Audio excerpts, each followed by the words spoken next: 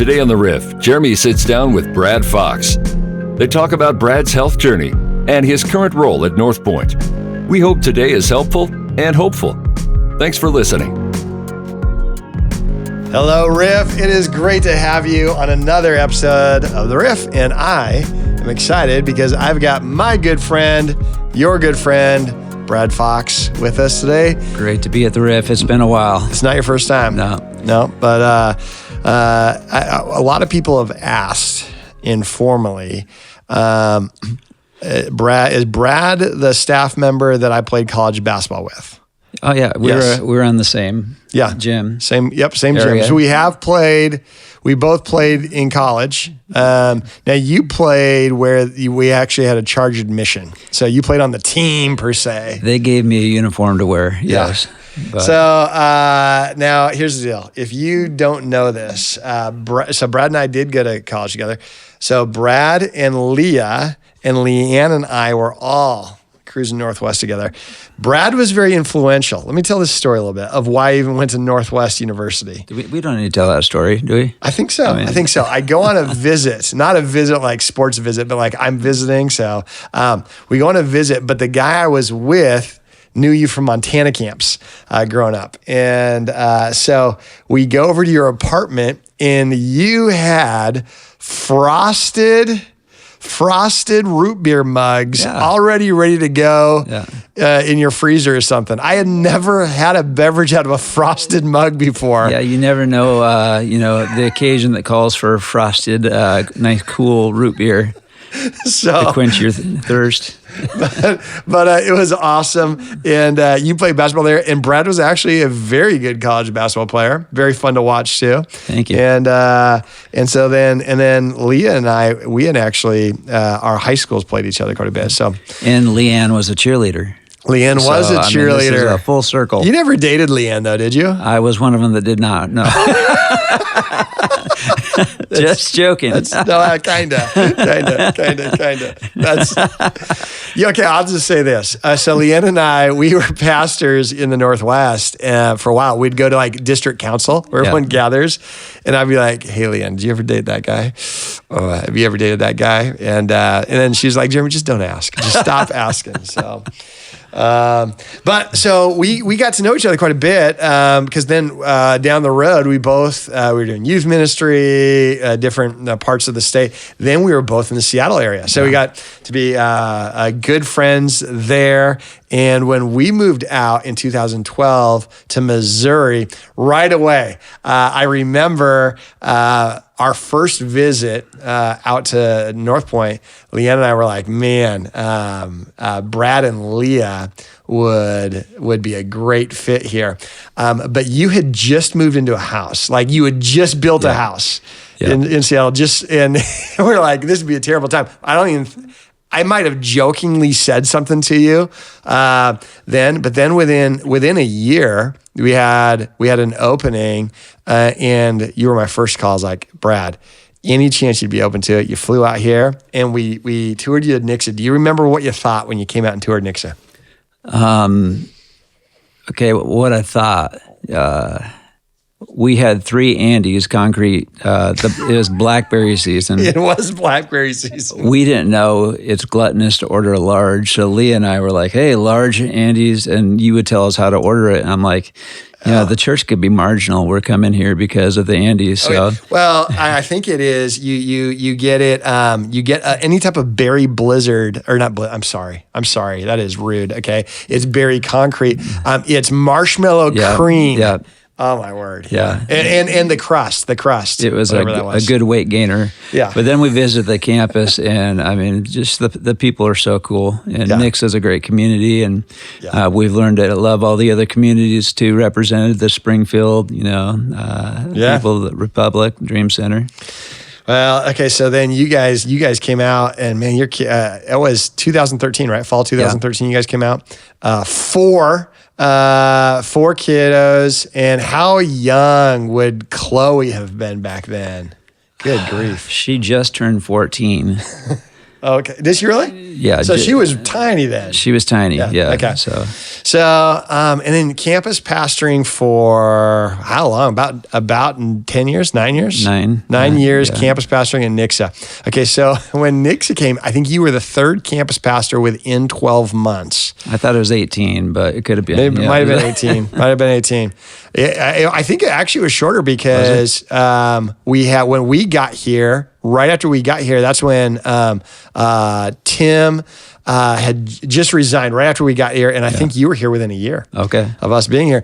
And at the time with transition, and Nixa was struggling, and we were committed to a lease at least through another 3 years.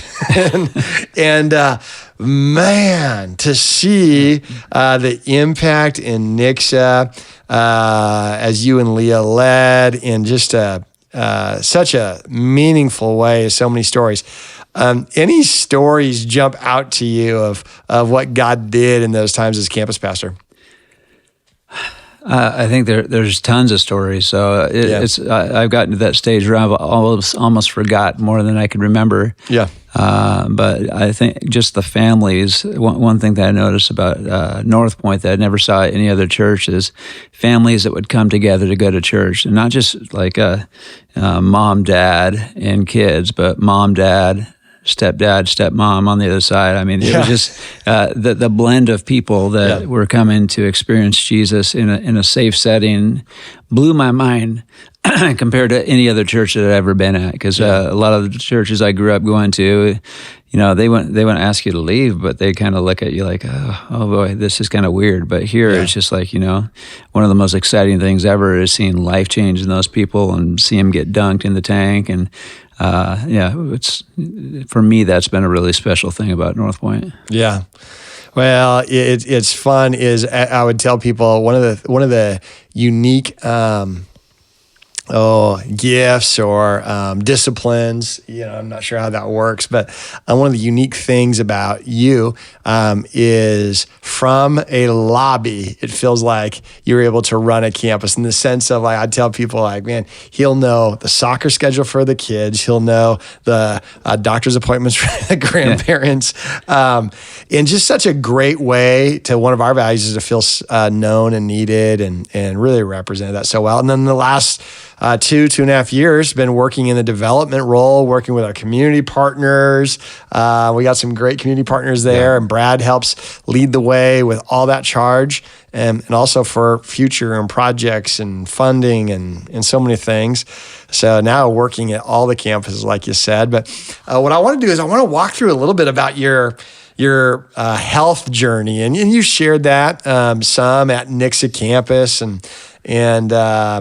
and I just think it's powerful to see kind of what you're walking through and how you're walking through it. But I know it's probably not easy. So just kind of give us a snapshot, an overview of kind of what the journey is and how did it start.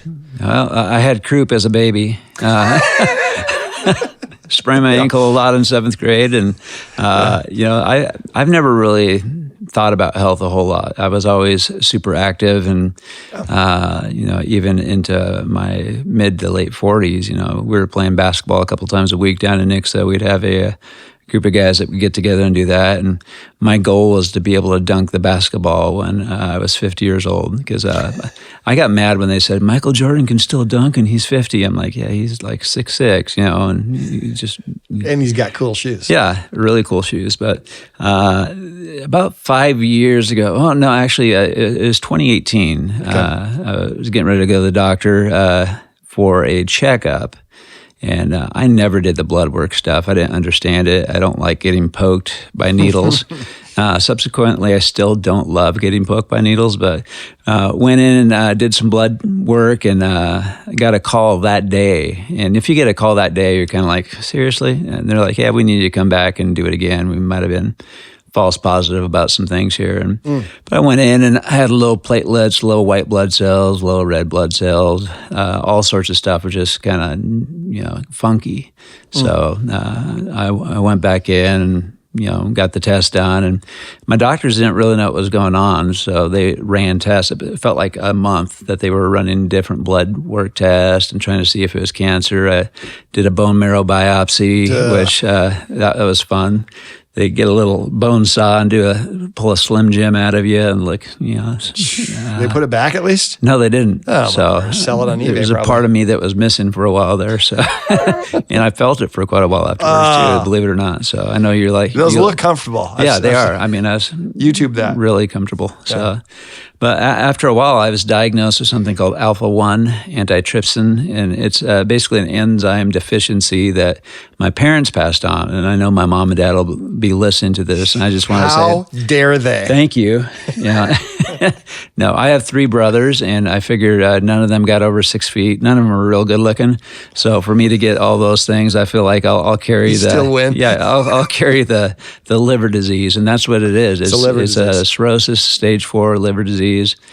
Okay, now there's going to be people who are judgmental when they hear cirrhosis and they hear that frosty mug. Yeah, exactly. But it's genetic. It's genetic, and unfortunately, I can't make up any war stories about college. But it was one of those deals where it's like, okay, alpha-1, that sounds better than cancer. It doesn't sound like it's what do we do? And the doctor said, well, you just need a liver transplant. And I'm like, all right, where do we get that?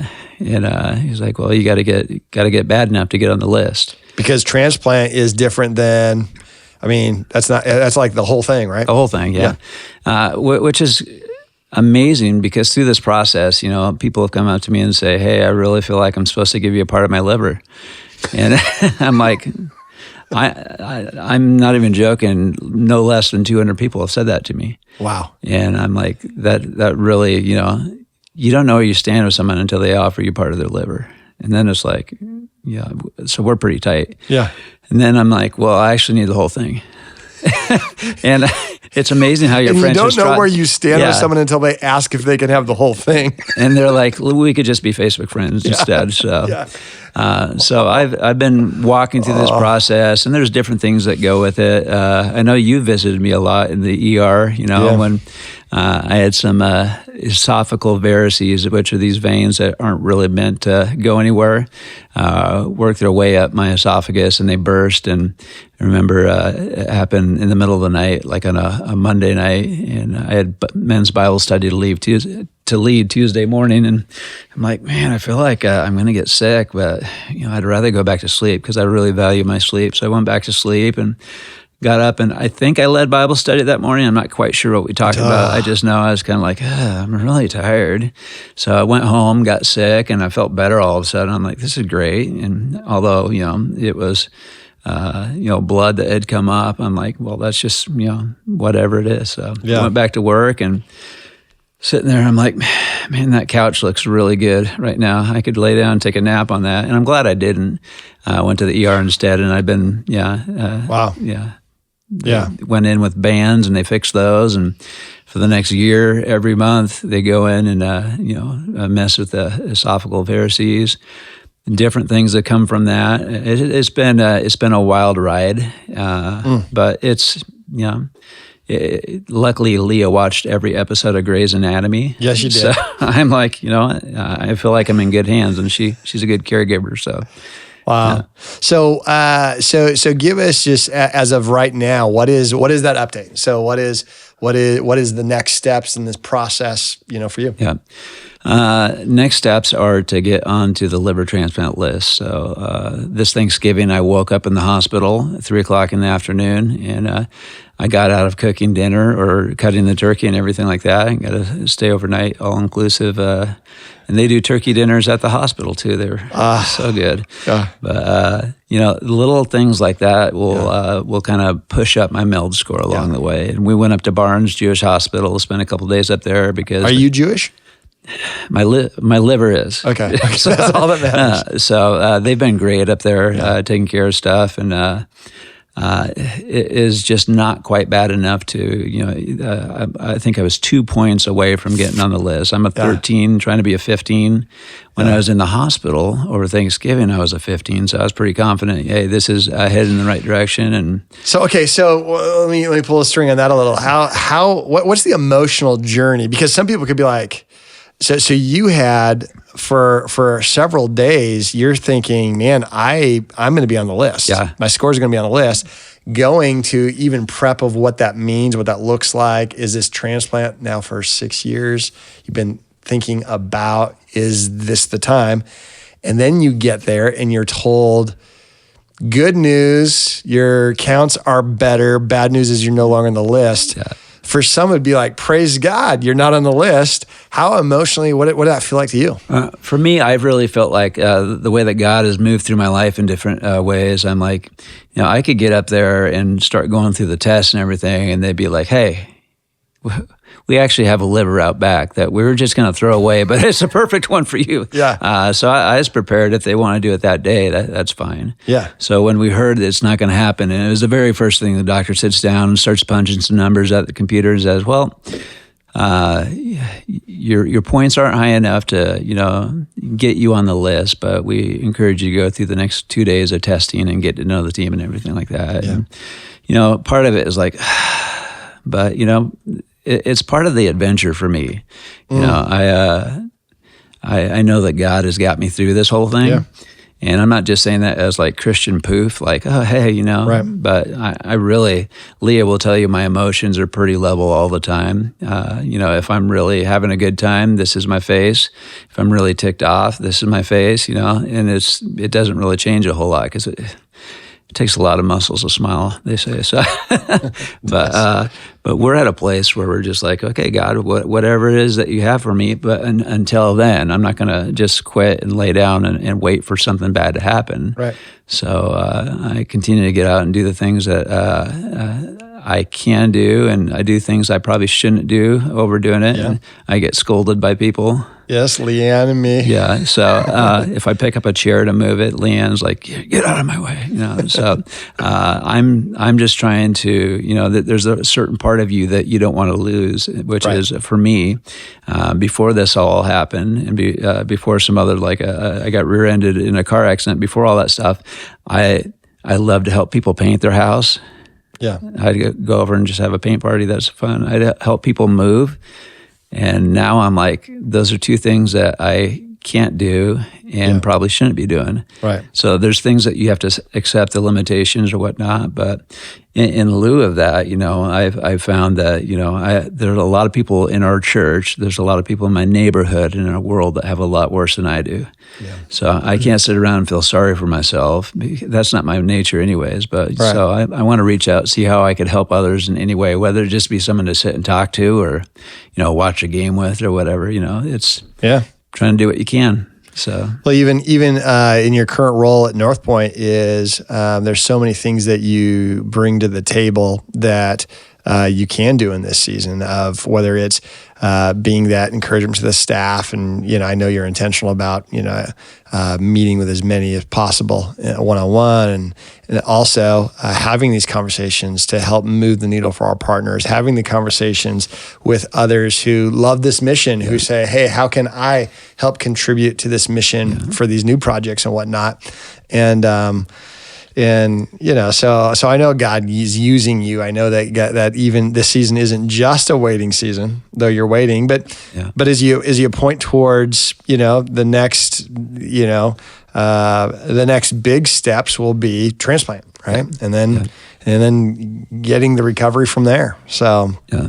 And then that could be time-wise that we talk. It could be a couple months to a couple of years. Is that kind of what that looks like? Yeah. I mean, you just never know. So I have good days and I have bad days, and still at the end of those days, it's like keep my chin up and just kind of keep going. And I said it before, but I'll say it again. I'm not going to sit here and just kind of wallow like, ugh, right? Because there's still things that I could do in life. There's still, phone calls I can make. I could still reach out to people. And like you said, meeting with people who want to see the mission and the vision of North Point move forward, and the projects that we have. And we don't always advertise the projects that we have and do capital campaigns, but we have opportunities for people to jump on and be a part of. And I get excited about that stuff. Well, you're right, because because of our target is a lot of people think who don't go to church like, wow, the church just wants our money. Yeah. While that's not true, at the same time, that's a great resource that all of us together bring to the table. Yeah. And we want to mobilize that. We don't make a big scene out of that. We don't do short sermons before offerings all the time, those kind of things. At the same time, if you're listening and you believe in this mission, there are so many big things that God has put in the heart of this mission that if you are uniquely prepared to help out, that conversation with Brad is powerful. So Brad F. at northpointchurch.tv. Thank you. So Brad, tell me a little bit about, you just talk a little bit about kind of as you've gone through this. I've known you for many years now. One of my best friends for the last close to 30 years. Yeah, 30. I don't know. Yeah. Is I've just always seen you as a very consistent representation, reflection of Jesus. And so I get curious, and even to this spot, it's not like, well, then he got sick. It's like, how has this impacted? Your joy still is there. Your reflection is still so consistent. How has this journey that you're currently on, how's that impacted your theology of healing? Like what is that? Yeah. How's that impact? Yeah. So I've been prayed over many, many times, and I believe that God is a healer. Yes. And I believe he will heal me when he's ready. Yeah. Or he'll get me a liver when he's ready. Yeah. If I get done being prayed for and I don't feel that warm sensation of, liver's been fixed, I'm fine, because I know that people are putting their faith and their confidence in a God who can do that. Yeah. And I believe in that. So I think a lot of the things that we ask God for, and I mean, people have talked about it for years, he has the answers, yes, no, not right now. Yeah. And mine is not right now, waiting. And, as much as I want a liver, maybe he's still working in that person's life that has that liver. And, where I'm like, I'll let him keep it for a while longer. Yeah. And that's a bizarre thought too. Yeah. Like is there's different sides of the mountain, right? That's just such a mature way to look at that is I don't want to rush someone else's process, what God's doing on the other end. Yeah. What's funny, my mom said this to me recently, and moms are always right. So eventually, yeah. But she was like something to the fact that it is you're such a it's like a courageous battle, and I'm like I've never really felt like it's courageous, or I never really felt like it's something where it's an inspiration to others. I just feel like I'm going about my business and doing what I have to do. But, you read in Scripture, in our weakness and our sickness, God is made whole. And just the fact that, I could use my story, which is still in progress. I don't know how it's going to end.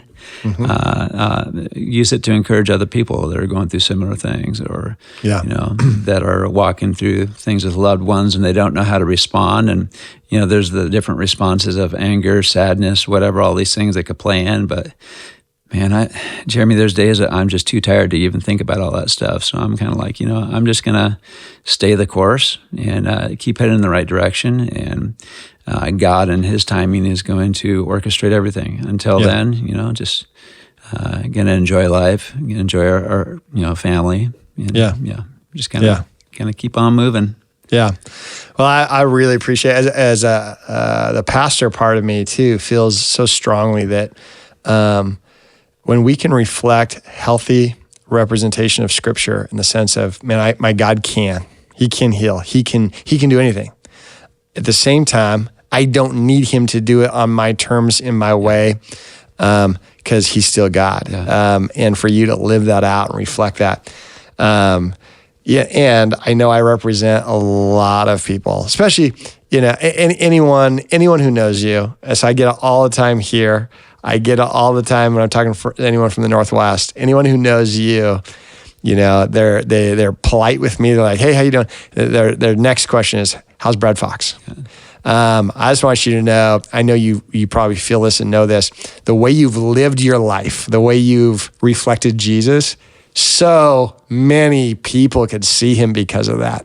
Now, because of that too, you're so endearing and endeared to them, which is annoying to the rest of us. Yeah. But the truth is, there's so many people praying, and what I would love for one of those miraculous healings, and I'm going to keep praying every single day. And I encourage those who are listening, do that.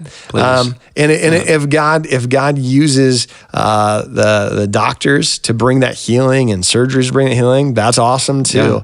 But bottom line is, I'm thankful. I'm thankful that we can walk through this journey together, and this season isn't any less valuable than even the other seasons that we've walked together here at North Point. 100%. And so I appreciate you, and I appreciate you being vulnerable to even walk through that journey here. I know it's helpful for many who are listening who know you, and those who don't know you, I pray it's encouraging. Yeah. So. Well, I'll do just about anything to get on the Riff, even if it's having, cirrhosis of the liver. So this is, hopefully I get a mug after this or something. So. Well, I'm gonna take you to Hula Hands. I'm gonna get you a root beer. Love that. What time is it? Yeah, it's getting lunchtime. Well, hey, thanks, Brad, for being on. And again, like for real, if you're here and you're at a spot where you're saying you find yourself wanting to move the needle, we've got some big projects. Some of the projects I'm thinking about right now is Springfield Family Life Center, Republic campus. Nixa campus is already filled. We're even starting to talk about, hey, what would a next step on the Nixa campus look like? Swimming pool, obviously. Swimming pool that gets covered for both a skating rink and pickleball, and or maybe a family life edition. We've got all these projects, and then you got the Dream Center that is a living, breathing project. Yeah. So there are so many things. If you're wondering how to bring spiritual significance to any of your finances, for real, reach out to Brad F, northpointchurch.tv. We'd love to have a conversation, and you might be placed right now for a miracle. So, and or you got a liver. So, just you better be living right. Stay away from those frosty root beers. All right. Hey, thanks for listening to an episode of The Riff. Have a great week, and we'll come at you next Monday. Thanks for listening to this episode of The Riff. We'll have a brand new episode every week, wherever you find podcasts.